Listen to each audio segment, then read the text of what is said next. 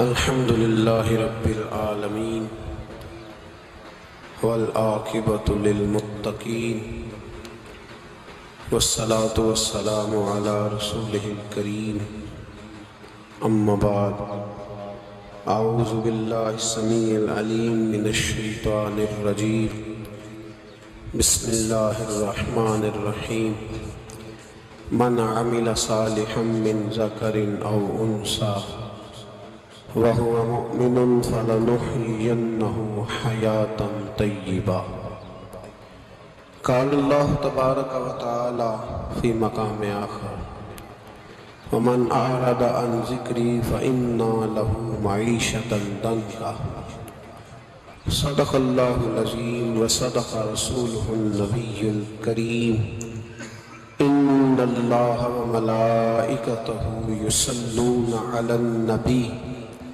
يا أيها الذين آمنوا صلوا عليه وسلموا تسليما اللهم صل على سيدنا ومولانا محمد معدن الجود والكرم وآلہ وصحبہ وبارک وسلم۔ عزیز دوستو، انسانی زندگی اثرات لیتی ہے، اچھے اثر بھی ہوتے ہیں، برے اثر بھی ہوتے ہیں۔ انسان کو موسم کا اثر بھی ہوتا ہے، انسان پر اس کے خاندان کا اثر بھی ہوتا ہے، انسان پر صحبت کا اثر بھی ہوتا ہے۔ بالکل اسی طرح انسان پر اس کی نیکی کا اثر بھی ہوتا ہے اور گناہوں کا اثر بھی ہوتا ہے۔ نیکی دل کو سکون دیتی ہے، گناہ انسان کو پریشان کر دیتے ہیں۔ نیکی اللہ کی رحمت کو متوجہ کرتی ہے۔ پھر حالت یہ ہوتی ہے کہ انسان اپنی ان پریشانیوں کا حل کہیں اور ڈھونڈتا پھرتا ہے، حالانکہ جب گناہوں کی بیماری لگے تو اس کی شفا توبہ میں ہوتی ہے، اس کا حل اللہ کے حضور معافی مانگنے میں ہوتا ہے، پہچاننے میں ہوتا ہے کہ مجھ سے کہاں غلطی ہو گئی، کس جگہ جا کے کمزوری میں نے دکھائی۔ ہر انسان اچھی، ٹھنڈی، خوبصورت، سکھ والی زندگی چاہتا ہے۔ اللہ کریم نے سورہ نحل کے اندر ارشاد فرمایا من عامل صالحا من ذکر او انثی، فرمایا جو بھی اچھے عمل کرے، چاہے مرد ہو چاہے عورت ہو، وَهُوَ مُؤْمِن، شرط یہ ہے کہ مومن ہو، فَلَنُحْيِيَنَّهُ حَيَاةً طَيِّبَةً، فرمایا ہم اسے پاکیزہ زندگی عطا فرما دیں گے، حیات طیبہ دے دیں گے، اسے پاکیزہ زندگی۔ شرط کیا ہے؟ من عامل صالحا، نیک عمل کرے۔ کون سے عمل کرے؟ اٹھنا بیٹھنا، کھانا پینا، چلنا سونا جاگنا محتاط ہو اس کا، وہ نیکی کرے۔ قرآن پاک کے لفظوں کے حسن پر غور فرمائیے گا، فرمایا فَلَنُحْيِيَنَّهُ حَيَاةً طَيِّبَةً، ہم ضرور اسے پاکیزہ زندگی عطا فرما دیں، صاف ستھری زندگی، معیاری زندگی، خوبصورت شب و روز، آئیڈیل زندگی جس کو لوگ کہیں گے، وہ والی زندگی اسے دے۔ اور دوسرے مقام پر سورہ طٰہٰ کی آیت نمبر 124 میں فرمایا وَمَنْ أَعْرَضَ عَنْ ذِكْرِي، جو ہمارے ذکر سے منہ پھیرے گا،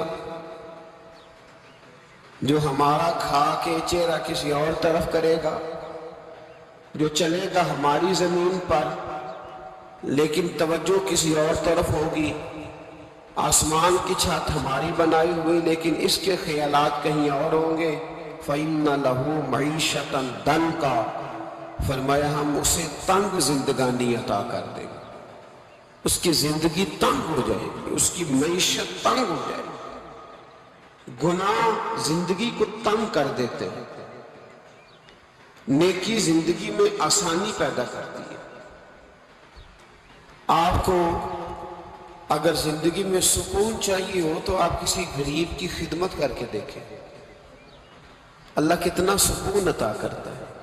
آپ بڑے پاورفل بھی ہیں، بڑے طاقتور بھی ہیں اور بڑے باوقار بھی ہیں، لیکن کسی کو گالی دے کے آپ کا دل کبھی ٹھنڈا نہیں ہوگا، تکلیف ہوگی۔ اس کے اندر آزمائش ہو. ڈاکٹر ریسرچ کرتے ہیں، ڈاکٹر وہ کہتے ہیں گناہ کرنے سے آدمی جسمانی طور پر کمزور ہوتا ہے، لیکن وہی عمل اگر وہ بطور نیکی کرتا ہے تو اللہ اس میں اسے قوت عطا فرماتا ہے. اسی عمل میں اللہ اسے قوت عطا کر دیتا ہے. میں صرف اشارہ دے رہا ہوں، اس بات کی تفصیل میں نہیں جانا چاہتا. میرے عزیز یہ یاد رکھیں کہ نیکی آپ کو سکون دے گی، نیکی آپ کو ٹھنڈا کرے گی. اللہ تبارک و تعالیٰ نے قوموں پہ عذاب نازل کیا، اور قرآن مجید فرقان حمید نے ان قوموں کے تذکرے بیان فرمائے. بھائی کس لیے بیان کیے؟ کہ ہم عبرت حاصل کریں، ہم یہ غور کر لیں کہ یہ کام ہم نے نہیں کرنا، اس کام سے ہم نے بچنا ہے. ہم نے غور کرنا ہے کہ یہ چیز ہمارے اندر. لوگ کہتے ہیں نہیں جی نہیں، ہم پہ یہ عذاب نہیں آئے گا. بالکل نہیں آئے گا، اس میں شک نہیں. پر اللہ نے بیان کس لیے کیا تھا؟ بیان کیا قرآن مجید معاذ اللہ کسی ایسی چیز کا بیان کرتا ہے جس کی ضرورت نہ ہو؟ قرآن پاک نے ایک ایک حرف ایسا بیان کیا جس کی مسلمان کو ضرورت تھی. قوم نوح کا ذکر فرمایا قرآن پاک نے. حضرت نوح علیہ السلام کی قوم کو حضرت نوح علیہ السلام نے 1500 سال سمجھایا. 15، کچھ لوگوں نے 950 سال لکھا ہے نا، اعلیٰ حضرت نے لکھا 1500 سال عمر ہوئی حضرت نوح علیہ السلام.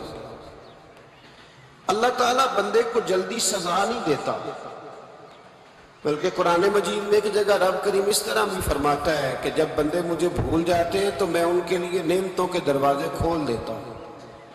بندہ سمجھتا ہے کہ میں کچھ تو ہے نا کہ میرے اندر کہ میں جدھر جاتا ہوں خیر ہی خیر ہو جاتی ہے.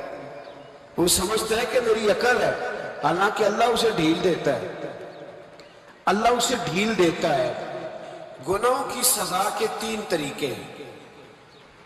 ایک ہے متنبع کرنا، تنبیہ کرتا ہے اللہ، بندہ متنبع ہو جاتا ہے، یہ اللہ کا بہت بڑا احسان ہوتا ہے. ایک ہوتا ہے مہلت دینا، اور ایک تیسرا ہوتا ہے اللہ خفیہ تدبیر کرتا ہے. تھوڑا سا سمجھیے گا، انسان پر کوئی آزمائش آئی، فوراً اس کی چھٹی اس نے کہا کہ وہ فلاں جگہ غلطی کی تھی تب ایسا ہوا. ہوتا ہے نا کئی دفعہ آواز آتی ہے نا اندر سے، چلے بول دے کچھ نہیں ہوتا آپ کو. اللہ جانتا ہے یہاں کوئی کچھ نہیں کہے گا آپ کو. اور ہماری تو ویڈیو بھی نہیں گھومتی، یعنی خبر بھی نہیں ہو کہ کس نے ہاں کر دی کس نے نہ کر دی. آپ بغیر ٹینشن کے بات چیت کریں، آج کچھ نہیں ہوتا انشاءاللہ تعالی. آتی ہے اندر سے آواز. میں آپ سے اس لیے ان چیزوں کی تصدیق کراتا ہوں کہ باقیوں کو بھی آتی ہے کہ نہیں، اس لیے تصدیق. کبھی کوئی کسی جگہ انسان پریشان ہوتا ہے تو محسوس کرتا ہے کہ وہاں مجھ سے ہوتا ہے نا جی، جس کو یہ نصیب ہو جائے بڑا خوش نصیب آدمی ہے. حضرت مولا علی فرماتے ہیں کہ تجھے دنیا میں سزا مل گئی تو بچ گیا سمجھ، پھر اللہ کرم کرے گا، آخرت میں سزا نہیں دے گا. اور یہ یاد رکھ لے، وما اصابکم من مصیبت فبما کسبت ایدیکم ویعفو عن کثیر. اللہ فرماتا ہے دنیا میں تجھے جو بھی تکلیف پہنچتی ہے وہ تیرے ہاتھوں کے کرتوتوں کی وجہ سے پہنچتی ہے. ویعفو عن کثیر، فرمایا کثیر گناہ تو میں ویسے ہی معاف کر دیتا ہوں. یہ جو تیری زندگی میں دکھ ہے نا، یہ بھی میری قلیل سزائیں ہیں. یہ کثیر پر سزا، یہ قلیل ہے. قلیل یہ جو تمہاری زندگی میں تکلیف ہے. انسان کو سزا ملتی. حضرت فضیل بن عیاض رحمۃ اللہ تعالیٰ نے گھوڑے پہ بیٹھے تھے، گھوڑا شرارت کرنے لگ گیا، اچھلنے لگ گیا، کودنے لگ گیا. تو حضرت فضیل بن عیاض نیچے اترے، ایک کونے میں جا کے نماز کی نیت باندھ لی، 2 رکعت نماز پڑھی، پھر دیر تک استغفار پڑھتے رہے، روتے رہے، دعا کرتے رہے. واپس آئے، خادم عرض کرنے لگے حضور سمجھ نہیں آئی، گھوڑے نے تھوڑی سی شرارت کی، وہ بدکا ہے، آپ نے اس کو چھوڑا ہے اور چھوڑ کر کے آپ نماز میں لگ گئے. تو حضرت فضیل بن عیاض فرمانے لگے جب بندہ اللہ کی نافرمانی کرتا ہے نا تو جو چیزیں اس کی فرما بردار ہوتی ہیں وہ اس کی نافرمانی کرنے لگ جاتی. تو مجھے محسوس ہوا تھا کہ میں نے کہیں اللہ کی نافرمانی کی ہے، اس لیے ایسا ہوا ہے کہ میرے گھوڑے نے میری تو میں توبہ کرنے لگا ہوں اور اب دیکھتا ہوں بیٹھ کے بھلا کیا ہوتا ہے. میں نے سچی توبہ، حالانکہ مجھے یاد نہیں کہ میں کہاں بولا، پر کھری اور سچی توبہ کی. دوبارہ گھوڑے پہ بیٹھے تو گھوڑا بالکل صحیح ہو کے ساتھ چلنے لگ گیا.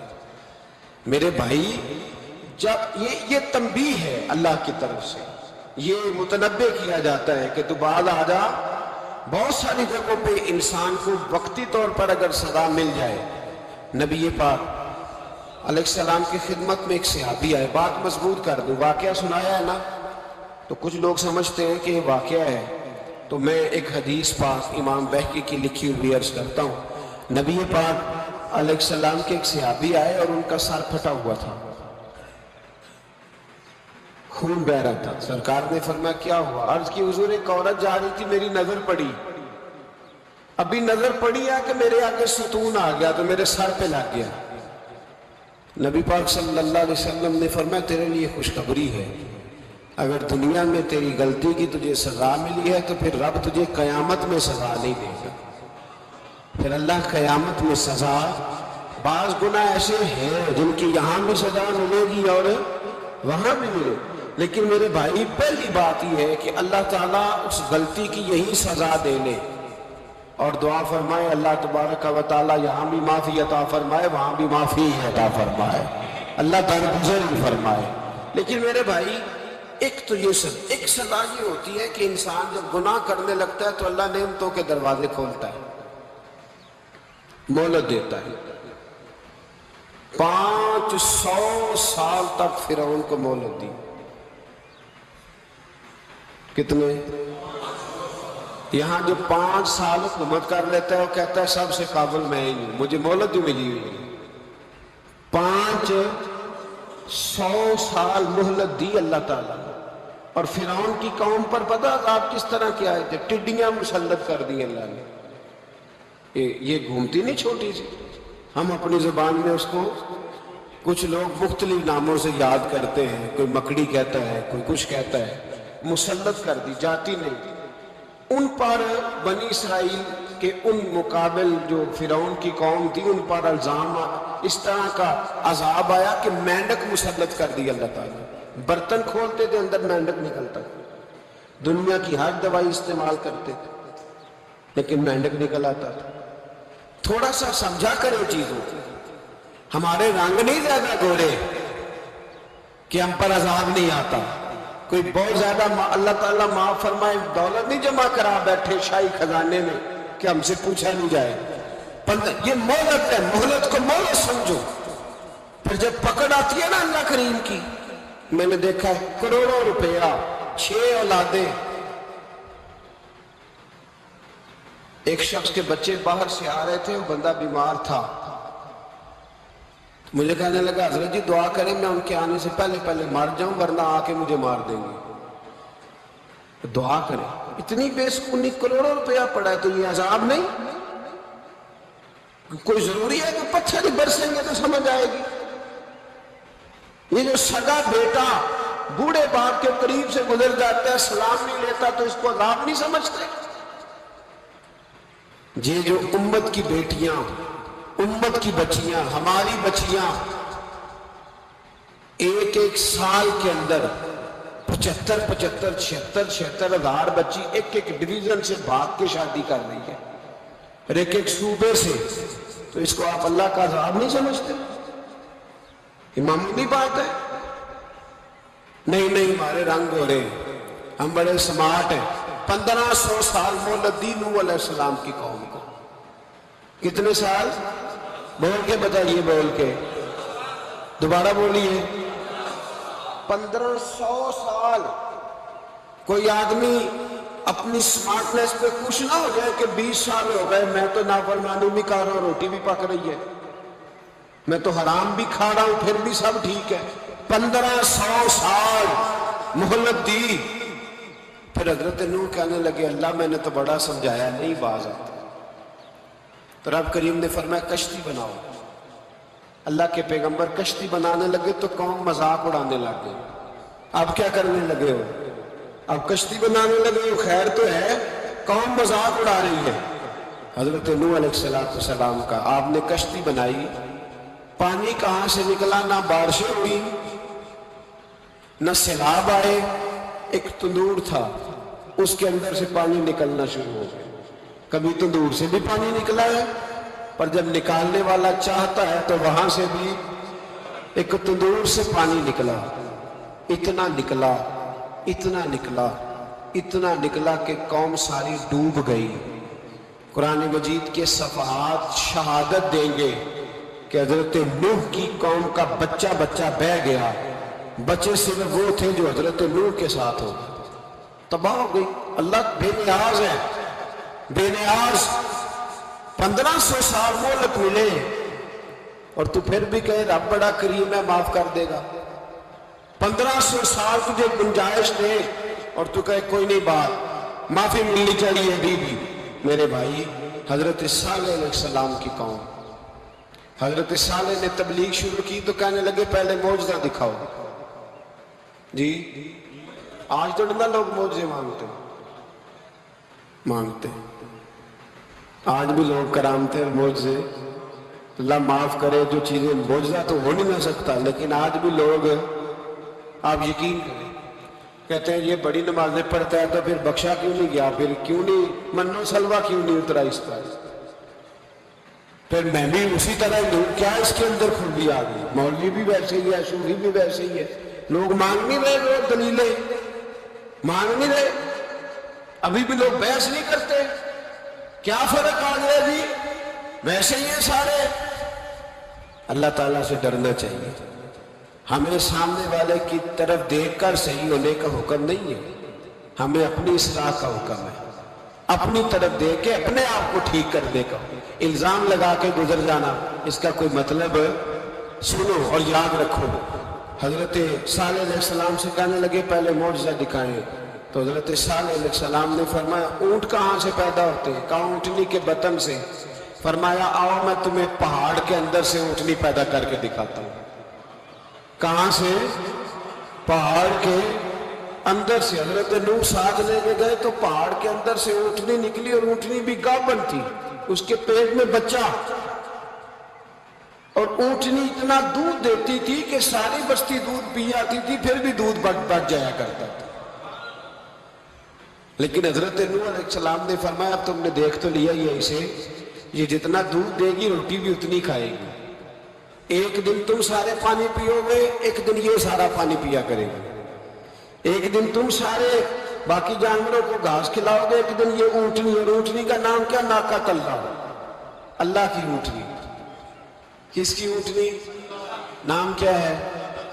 اللہ کی، یہ اللہ کی اونٹنی ہے۔ تو حضرت نوح علیہ السلام کی اونٹنی فرمایا اس کی بے ادبی نہ کرنا، باز نہیں آئے، لوگ باز نہیں آئے، کہنے لگے جی دودھ دینا تو ٹھیک ہے، پر یہ جو سارا پانی پی جاتی ہے نا یہ صحیح نہیں، یہ جو ساری گھاس کھا جاتی ہے یہ نہیں ٹھیک، دودھ دینا تو ٹھیک ہے پر یہ نہیں صحیح۔ آپ نے فرمایا اسے کچھ نہ کہنا، اللہ کی اونٹنی ہے۔ میں کہا کرتا ہوں ان لوگوں نے ناقۃ اللہ کی بے ادبی کی، حضرت نوح علیہ السلام کی اونٹنی کی ٹانگیں کاٹ دی، صالح علیہ السلام کی۔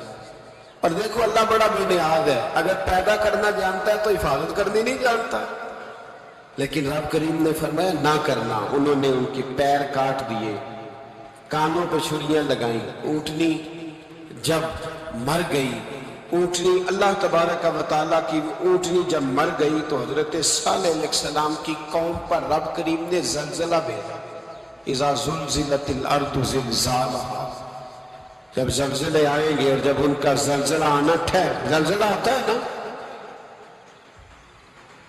کیا کرتی ہے قوم؟ لا الہ الا اللہ، لا الہ لا الہ الا اللہ، کلمے جاری ہو جاتے ہیں۔ بلکہ ایک دفعہ ایسا بھی ہوا کہ مسجدوں میں اعلان ہونے لگے زلزلہ آ رہا ہے، جو فجر کے لیے نہیں اٹھے زلزلے کے لیے وہ بھی اٹھ گئے، جن کا دعویٰ ہے نا میری سویرے آنکھ نہیں کھلتی، ان کی لگی نہیں کتنے گھنٹے، بعد میں بھی نہیں لگی، ٹی وی پہ اعلان ہوتے رہے کوئی نہیں آ رہا سو جاؤ چپ کر کے، لیکن آنکھ لگی۔ موت سے تو ڈرتا ہے، اللہ سے ڈرتا ہی نہیں، موت کا خوف ہے رب کا نہیں۔ زلزلہ آیا، ساری قوم تباہ ہو گئی۔ بتاؤ اگر ناقۃ اللہ کی گستاخی ہو تو اللہ ناراض ہو جاتا ہے، اور اگر اولیاء اللہ کی ہو اگر اولیاء اللہ کی ہو تو رب ناراض نہیں ہوتا؟ شرم نہیں آتی لوگوں کو داتا صاحب کی بے ادبی کرتے؟ شرم نہیں آتی لوگوں کو غوث اعظم کی گستاخی کرتے؟ حیا نہیں آتی جنہوں نے دین پھیلایا ان کی بے ادبی؟ میں درد سے کہتا ہوں، رو کے کہتا ہوں، اور اگر کلیجہ پھٹ سکے تو میں دکھاؤں زخم کتنے۔ ایک حج کے موقع پر ایک بابا جی، اس سال 4,80,000 روپے کا پرائیویٹ حج تھا، اور بابا جی کی کیفیت کمزور تھی، بیچارے بیمار تھے، اس کے باوجود وہ گئے۔ بوڑھے آدمی جا کے بیٹھے، بزرگ، اور کتنی مشکل ہے وہاں منا، مزدلفہ، عرفات، طواف زیارت، کتنا مشکل کام ہے طواف زیارت کرنا، طواف وداع کرنا۔ کس کٹھن سے حج کیا، بڑھاپے میں پیسے بھی لگائے، اور جب وہ روضہ رسول پہ گئے صلی اللہ، اور انہوں نے جا کے نبی پاک صلی اللہ علیہ وسلم کے روضے کی طرف منہ کر کے درود شریف پڑھا تو ایک ملا نے اٹھ کے کہہ دیا تو مشرک ہے۔ تو میری روح کانپی، میں نے کہا تجھے شرم نہیں آئی، حیا نہیں آئی؟ اس کی عمر دیکھ، کس بڑھاپے میں کہاں سے چلا، کہاں آیا۔ یہ مشرک ہوتا تو کسی مندر میں جاتا، یہ مشرک ہوتا تو کسی گرجے میں جاتا، یہ مشرک نہیں، یہ مومن ہے، اور یہ وہ والا مومن ہے جس کے سینے میں دل جب دھڑکتا ہے تو خالی دھڑکتا نہیں، ساتھ وہ محمد عربی پہ درود و سلام بھی پڑھتا ہے۔ شرم نہیں آتی لوگوں کو؟ اتنی بڑی گستاخی کرتے، جو روضہ رسول پہ آیا مشرک ہے۔ میں نے تو مولوی کو صاف صاف کہا تھا، میں نے کہا اگر میں مشرک کو تو نکالو، مشرک کا داخلہ تو یہاں ویسے ہی منع ہے۔ شرم نہیں آتی؟ اپنی زبان کا ایک پاس کرو کچھ۔ اتنا ظلم، اتنی بڑی فرقہ واریت امت میں، اتنا امت کو تقسیم کرتے ہو، تمہیں شرم نہیں آتی؟ جہاں سے اتحاد کا پیغام دینا چاہیے وہاں سے تم لوگوں کو فرقے کا پیغام دیتے ہو، ایک مقصود فرقے کی تبلیغ کرتے ہو۔ خدا را، تو میں کہہ رہا ہوں ناقت اللہ کی بے ادبی پہ عذاب آتا ہے، تو اولیاء اللہ کی بے ادبی پہ نہیں آتا۔ داتا صاحب سارے دن کی تبلیغ کرتے رہے، ایک آدمی نے اٹھ کے کہہ دیا جناب وہ تو شرک کا اڈا ہے، تو رب کریم ناراض نہیں ہوتا ان باتوں سے؟ ہمیں خیال کرنا چاہیے، اللہ سے ڈرنا چاہیے۔ ان چیزوں سے عذاب آتا ہے اور آ رہا ہے، اللہ تعالی ہمیں محفوظ فرمائے۔ اللہ ہمیں اس سے، قوم لوط میں بھی عذاب آیا، ہم جنس پرستی، مرد مردوں سے بدکاری کرتے ہیں۔ حضرت نوح نے سمجھایا کہ یہ کام درست فطرت کے خلاف ہے، یہ کام درست نہیں۔ جب انسان یہ کام کرتا ہے تو زمین اور آسمان کانپتے ہیں۔ اب میں کیسے کھول کے بتاؤں، میرے پاس اعداد و شمار ہیں کہ پاکستان کے اندر اس کام کی کیفیت کیا ہے، اور کس طرح کر کے لوگ، میں تو رونا روتا رہتا ہوں داڑھی کا۔ لوگ کئی دفعہ کہتے ہیں حضرت صاحب پہلے بھی آئے تھے تو داڑھی کی بات، پھر بھی آئے تو داڑھی کی بات، تو میں رونا روتا ہوں۔ اس لیے روتا ہوں کہ جو کلین شیو نوجوان ہوتا ہے وہ امرد کے حکم میں ہے، اس پر وہی حکم لگتا ہے جو عورت پہ لگتا ہے۔ اس کے ساتھ مرد کا اٹھنا بیٹھنا اسی طرح ناجائز ہے جس طرح عورت کے ساتھ۔ حضرت جنید بغدادی رحمت اللہ تعالیٰ علیہ کے سامنے ایک شخص نے کہا وہ کتنا خوبصورت نوجوان جا رہا ہے، تو آپ فرمانے لگے تو حافظ قرآن نہیں؟ کہا ہاں۔ فرمانے لگے جا اپنے حفظ کی خیر بنا۔ وہ شخص کہتا ہے میں نے اس بغیر داڑھی والے کلین شیو نوجوان کو بری نظر سے دیکھا، مجھے قرآن پاک ہی بھول گیا، سارا قرآن پاک بھول گیا۔ اور کتنے سال میں دعائیں کرتا رہا، بیت اللہ کے طواف کرتا رہا، میں یاد بھی کرتا تو نہیں ہوتا۔ کیسے ہے؟ اب تو ہمارا نعت کہاں بیوٹی پارلر سے ہو کے آتا ہے، ہم کسی اور کو کیا پیغام دیں؟ وہ پیغام، وہ نظام، وہ طریقہ کار جس کا حکم تھا شریعت میں، قوم لوط پر عذاب آیا۔ صحیح بیٹھتے ہوں گے بچے جو موٹر سائیکلوں پہ بیٹھتے ہیں، میں نے گجرانوالہ کی سڑکوں پہ بچوں کو، نوجوانوں کو جو تماشے کرتے سر عام دیکھا ہے تو مجھے ڈر لگتا ہے، اور کوئی روکنے والا نہیں، شغل ہو رہا ہے، ہنس رہے ہیں، اور سامنے عورتیں بھی ہے، سب ہو رہا ہے۔ کتنی تکلیف کی بات۔ حضرت نوح کی قوم یہ کام کرتی تھی، قرآن پاک نے بیان کیا ہے۔ حضرت نوح نے سمجھایا فرمایا رب کریم نے تمہیں اپنی خواہش پوری کرنے کے لیے جائز طریقہ عطا فرمایا، عورتوں سے نکاح کرو، اور اس نکاح کی برکت سے جو اللہ تمہیں اولاد دے گا اس کو اللہ تبارک و تعالیٰ تمہارے لیے باعث بخشش بھی فرمائے گا۔ لیکن جب قوم نہ مانی تو جو قوم میں لوط کا عمل کرے اس کا علاج قرآن نے بیان فرمایا کہ آسمان سے پتھر برسیں گے، پھر پتھر برسے اور جن کے بڑے بڑے اچھے دماغ تھے ان کے دماغ چکنا چور کر دیے گئے، تباہ کر دیے گئے، ان کے دماغ زمین پر بچھاڑ دیا گیا۔ اللہ مہلت دیتا ہے، لیکن اس کا مطلب یہ نہیں کہ انسان توبہ ہی نہ کرے۔ حضرت شعیب علیہ السلام کی قوم پر بھی عذاب آیا، اس لیے کہ بددیانتی کرتی تھی، ناپ تول میں کمی کرتی تھی۔ میں نے کہا تھا شب قدر کی رات کہ یہ کوئی تماشا ہے کہ شب رات آئی تو ساری رات روتے رہے، یا اللہ معاف کر دے، یا اللہ معاف کر دے، رو رو کے چیخے مار مار روئے۔ شب قدر آئی تو پھر چیخے ماری، ساری رات روئے۔ تو جس بندے کا پروگرام ہی نہیں سویرے بدلنے کا، دکان پہ بیٹھ کے پھر وہی ناپ تول میں کمی، پھر وہ اللہ تعالیٰ معاف کرے۔ میں ایک مضمون پڑھ رہا تھا تو وہ فوڈ کے اسپیشل ڈاکٹر میں لکھا تھا مہربانی کرو ملاوٹ ہی اچھی چیز کی کر لو، مرچ میں کیری تو نہ ملاؤ اینٹوں کی، وہ تو بیمار کرتی ہے، وہ تو خون کی آنتوں کو روک دیتی ہے۔ وہ کہنے لگا اور وہ کہتا ہے میں تمہیں بتاتا ہوں کون کون سی چیز ملائی جا سکتی ہے، وہ ملا لو۔ خدا را اس قوم پہ رحم کرو، مہربانی۔ ایک دوست ہے ہمارے، میں وزیر آباد میں ان کے گھر بیٹھا تھا تو ایک میڈیکل، میرا کسی شخص پہ اعتراض کرنے کا میں مجموعی بات کرتا ہوں۔ میں ایسے ڈاکٹروں کو جانتا ہوں جو اللہ تعالیٰ فضل کرے سچ مچ کے نیک ہیں، اچھے لوگ۔ تو بچے کا میڈیکل سٹور ہے، تو والد بیمار ہو گیا تو وہ کہتا ہے ابا جی ڈاکٹر صاحب نے کہا آپ کو ڈرپ لگنی ہے، تو سنے باپ کو ڈرپ لگانے لگا تو باپ کیا کہتا ہے پتر تیری مہربانی مینوں کوئی اصلی لائی، اور نہ لائیں جڑی لوگوں نوں لانا ہے۔ اب وہ پیار سے سنا رہا ہے بات۔ میں نے اسے کہا کہ یہ تو ڈوب مرنے کا مقام ہے نا، ڈوب مرنے کا مقام، کہ جس ملک کے اندر دوائی بھی صحیح نہ بکے، اصلی نہ ملے، دوائی بھی، اور پھر وہ قوم کہے کہ ہم نے تو پورے روزے رکھے، ہم نے تو بڑا صدقہ اور خیرات کیا، دوائی بھی اصل نہ ملے۔ جناب شعیب علیہ السلام کی قوم ناپ تول میں کمی کرتی تھی، تو اللہ تبارک و تعالیٰ نے ان پر بتا عذاب کس طرح کا بھیجا، شدید گرمی ہوئی۔ اللہ ہمیں محفوظ فرمائے، سارے آمین کہہ دیا۔ دیکھیں کتنا اچھا موسم کر دیا رب کریم، اللہ ہمیں محفوظ فرمائے، اللہ رحمت فرمائے۔ شدید گرمی کی لہر آئی، باہر اتنی گرمی ہوئی کہ لوگ اپنے گھروں میں گھس گئے، جس طرح سورج کی شعاعیں گھروں کے اندر داخل ہو جاتی، اس طرح گرمی کی لہر اندر داخل ہوئی۔ اور جس طرح کسی کو آگ لگ جائے تو وہ آدمی اچھلتا کودتا ہے نا، اس طرح یہ لوگ اچھلنے لگے اور اچھل کود کے مر گئے۔ جرم کیا تھا؟ ناپ تول میں کمی کرتے۔ حضرت داؤد کی قوم بھی تباہ ہوئی۔ جرم کیا تھا؟ ہفتے والے دن مچھلیاں نہیں پکڑنی تو یہ پکڑتے تھے۔ حکم ہے نا مسلمان کو نماز کے ٹائم کوئی اور کام نہیں کرنا، نماز پڑھنی ہے۔ تو میرا خیال ہے مسلمان تو فٹافٹ آ جاتے ہیں، سارے پہنچ جاتے ہیں نا مسجدوں میں۔ ہلکا ہلکا بول رہے ہیں، کیوں نہیں پہنچتے؟ اگر حضرت سیدنا، اور پتہ انہیں سزا کیا ملی؟ اللہ نے فرمایا اس ٹائم عبادت کرنے کا کام نہیں کرنا، وقت نہیں ہے کام کا۔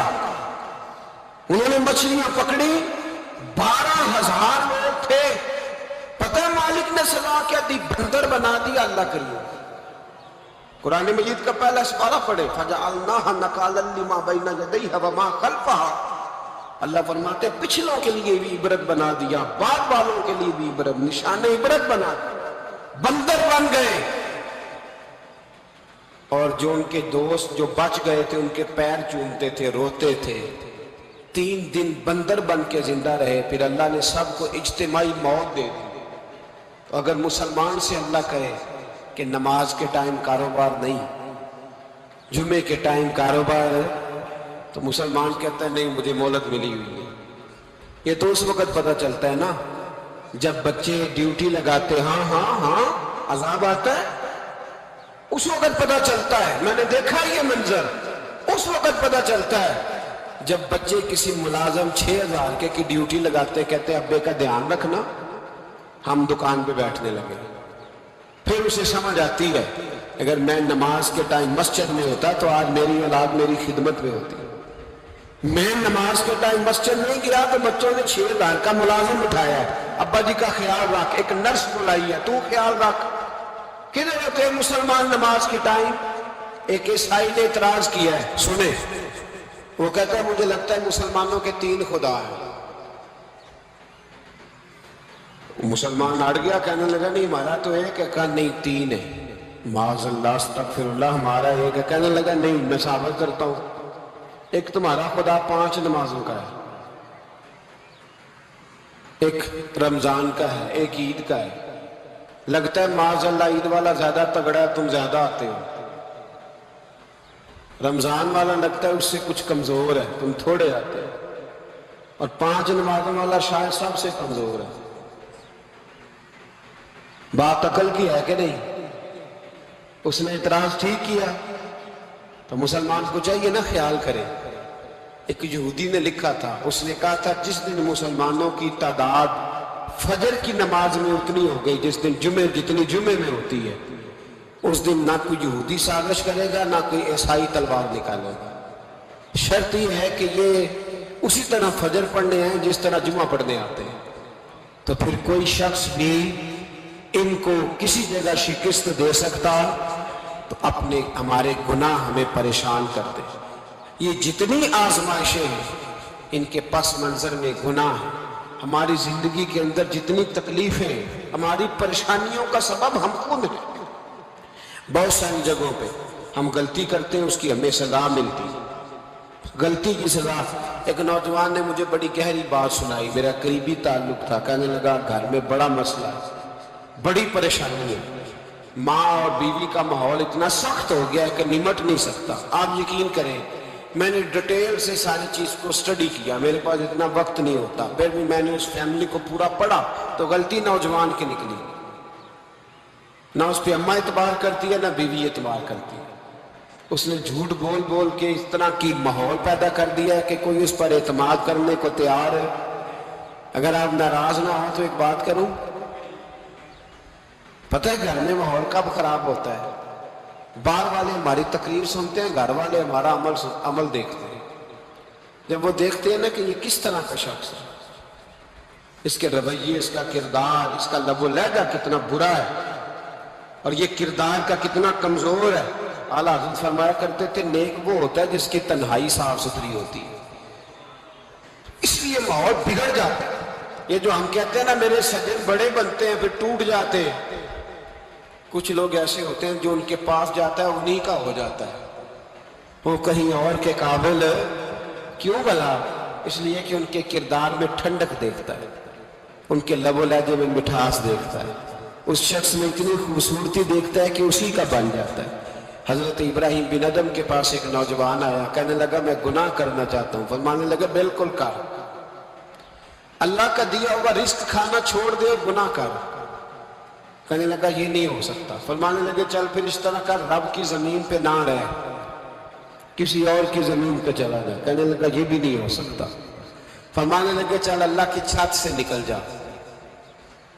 کہنے لگا یہ بھی نہیں ہو سکتا، تو آپ رو پڑے۔ فرمانے لگے پھر جناب اسرائیل جب آئیں تو ان سے کہنا مجھے 2-3 سال کی مہلت دے دے، پچھلی میری گناہوں میں گزر گئی، میں ذرا 3 سال عبادت کر لوں۔ تو وہ شخص بھی رونے لگا، کہنے لگا حضور وہ مہلت نہیں دیتے، وہ جب لینے آتے ہیں تو پھر لے کے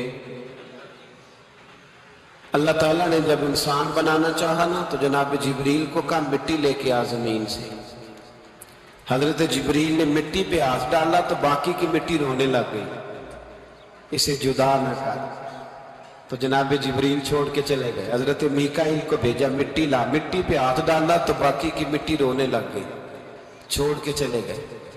جناب اسرائیل کو بھیجا، مٹی پہ ہاتھ ڈالا تو باقی کی رونے لگ گئی، چھوڑ کے نہ جاؤ۔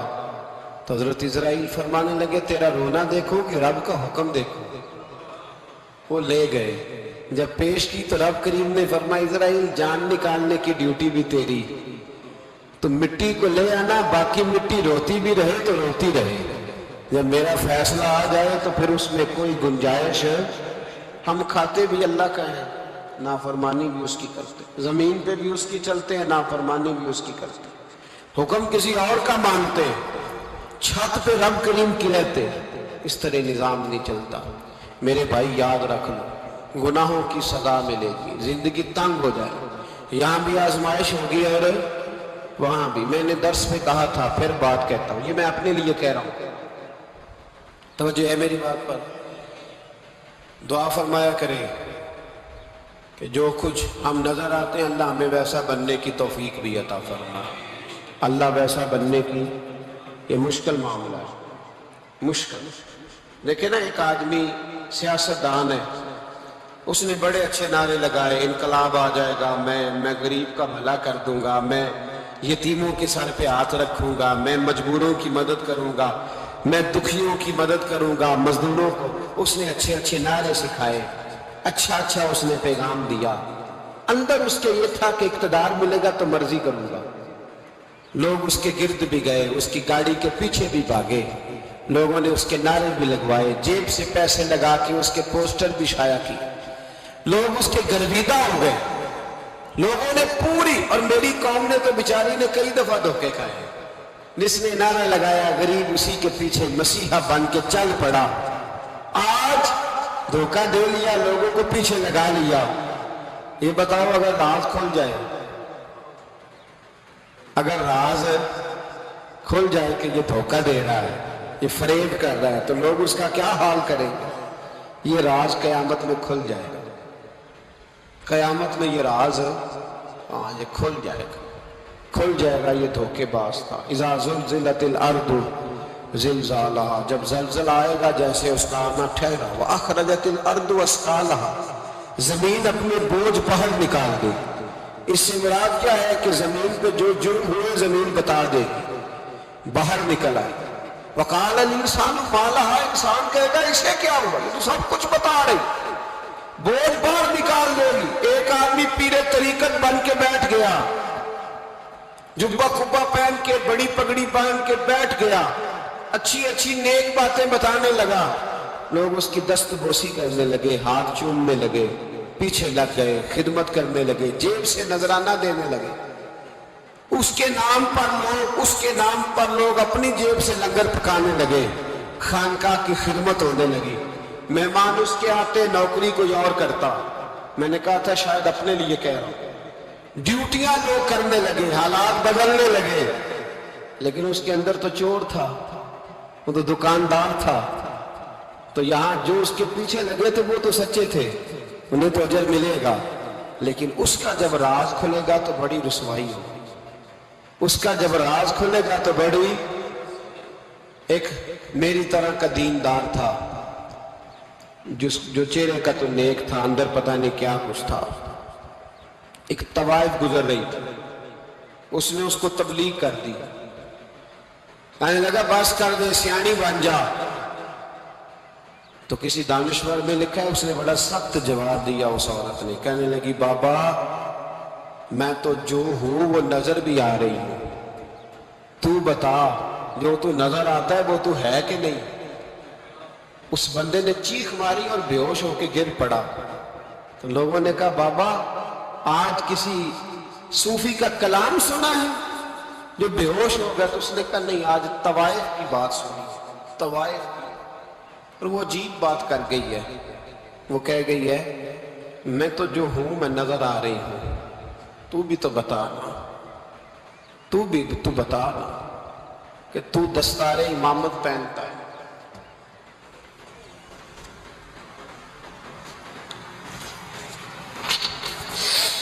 تو بتا، تو جو کہلاتا ہے تو وہ ہے کہ نہیں؟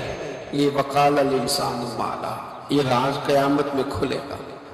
ہم جو کچھ بتا رہے ہیں نا اپنی زبانوں سے، ہمیں اپنے گناہوں کا احساس ہونا چاہیے۔ ایسا نہ ہو کہ جب سزا ملے تو پھر اس طرح کی ملے کہ دوبارہ کسی کو کوئی منہ دکھانے کے قابل نہ رہے۔ میرے بھائی یاد رکھیں اور سمجھیں، گناہ انسان کی زندگی کو تنگ کرتے ہیں. میرے نبی پاک علیہ السلام نے فرمایا جب تو جھوٹ بولتا ہے تو تیرے فرشتے کرامن کاتبین سائیڈ پہ ہو کے کھڑے ہو جاتے ہیں.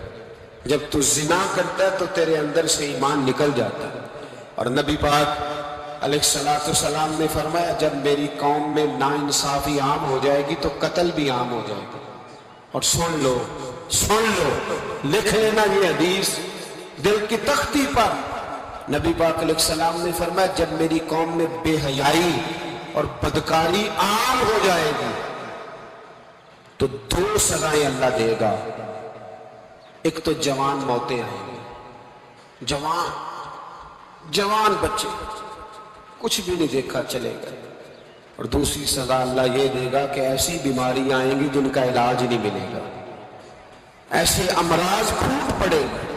اگرچہ میں آپ کو ایسی تقریر بھی سنا سکتا تھا جس پہ آپ بہت زیادہ محظوظ ہوتے, پر میں نے اس جمعے میں ایسا موضوع چنا ہے جس کا ہمیں خاص ضرورت ہے.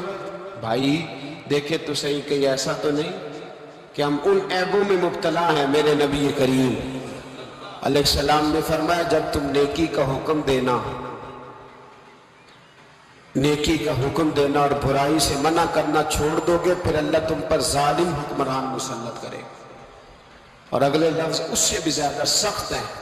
محبوب فرمانے لگے پھر تمہاری نیک لوگ دعائیں بھی کریں گے تو اللہ وقتی طور پر ان کی دعاؤں کو بھی قبول نہیں فرمائے گا.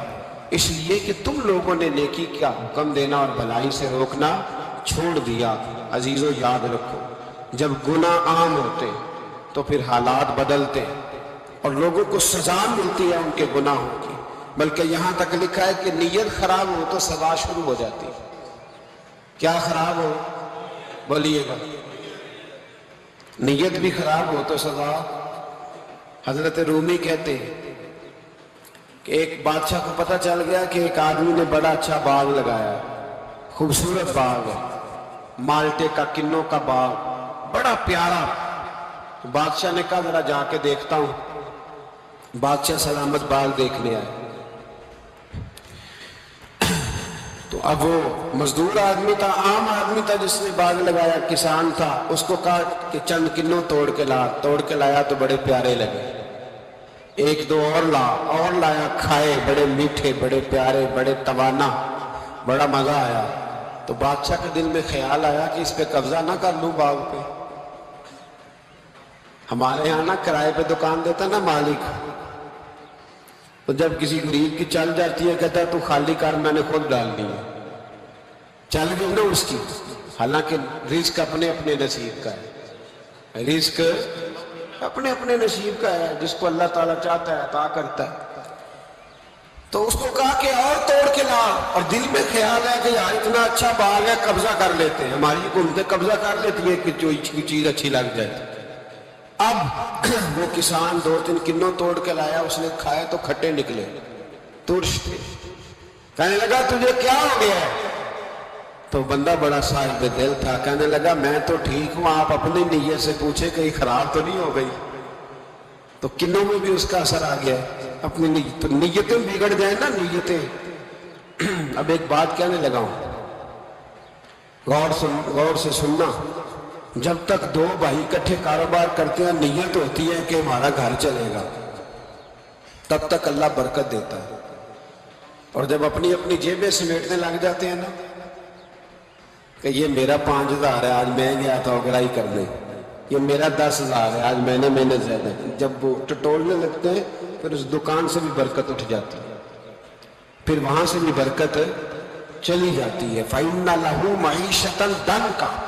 فرمایا جب تو میں منہ پھیر لیتا ہے پھر تیری زندگی اللہ تنگ کر دے گا, پھر وہاں سے بھی برکت, خوبصورتی, اثر اٹھ جاتا ہے.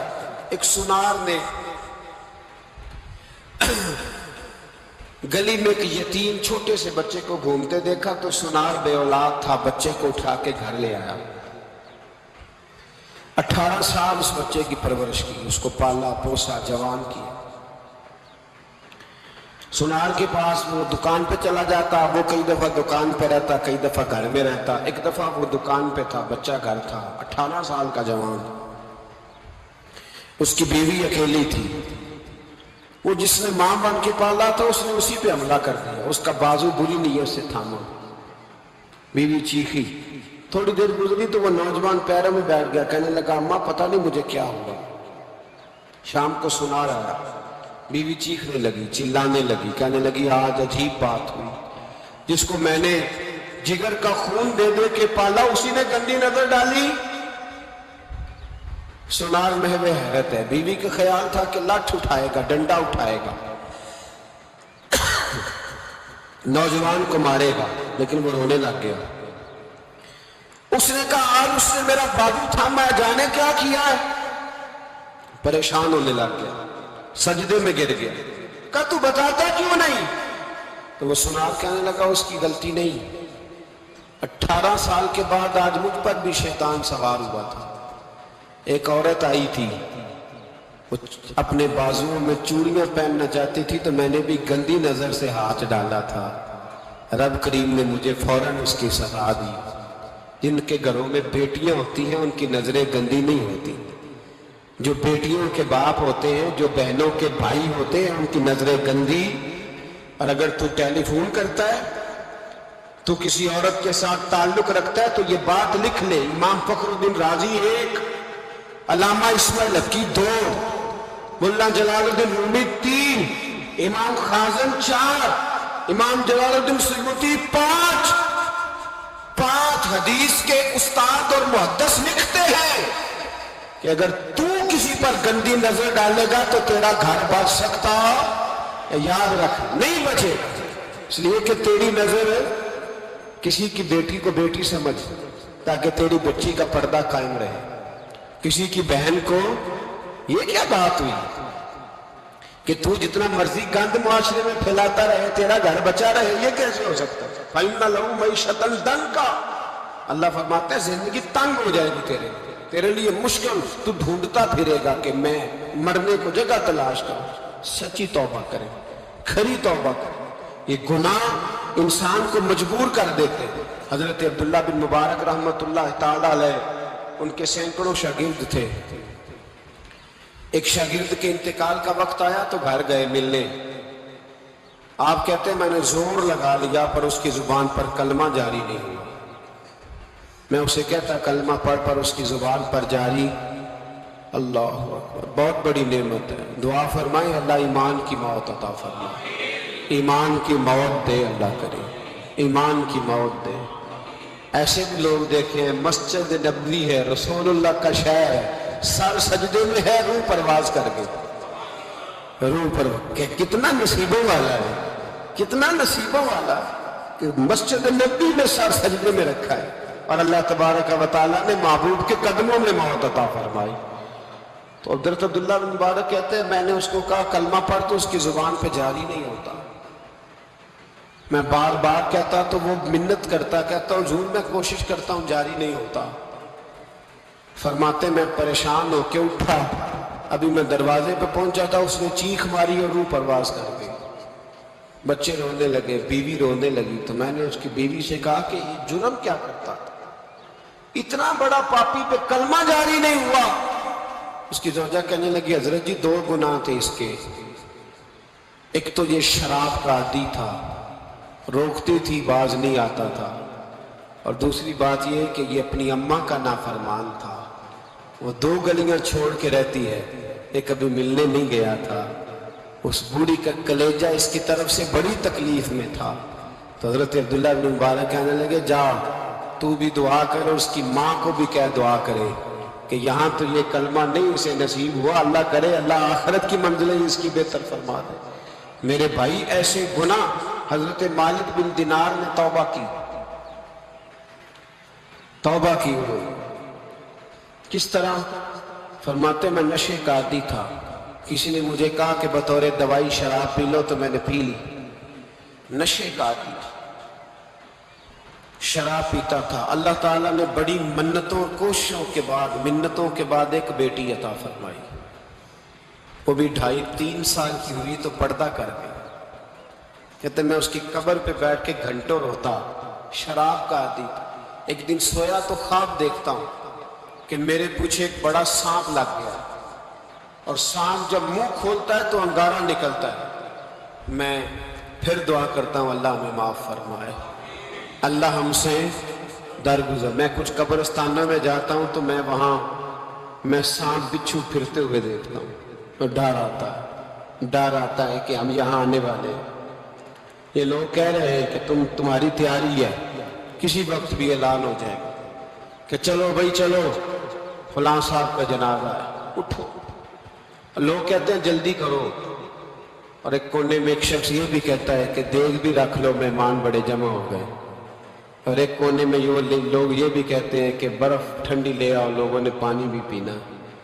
پہلے اعلان ہوتا ہے کہ فلاں فوت ہو گیا، پھر اعلان ہوتا ہے جنازے کا ٹائم ہو گیا، پھر اعلان ہوتا ہے جنازہ اٹھایا جائے گا، اور پھر بات ختم ہو جاتی ہے۔